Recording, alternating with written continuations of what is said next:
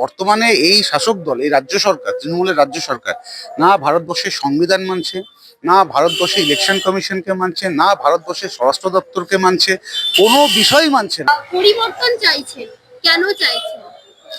কারণ পশ্চিমবাংলার পশ্চিমবাংলার মানুষ বুঝে গেছে যে এখানে না শিক্ষা আছে, না শিল্প আছে, না কর্মসংস্থান আছে। যেটা আছে সেটা হচ্ছে বেকারত্ব, নারী নির্যাতন এবং শাসকের আইন।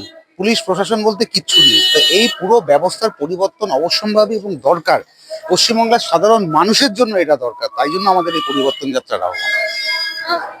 এসআইআর অন্যান্য রাজ্যে সুষ্ঠুভাবে হয়েছে, বাংলায় এত বাধাপ্রাপ্ত হলো কেন? আপনার কি মনে হয়? এটা তো খুব স্বাভাবিক ছিল। বাংলা আজকে ভারতবর্ষ থেকে একটা বিচ্ছিন্ন রাজ্য হিসেবে পরিণত হচ্ছে দিনের পর দিন।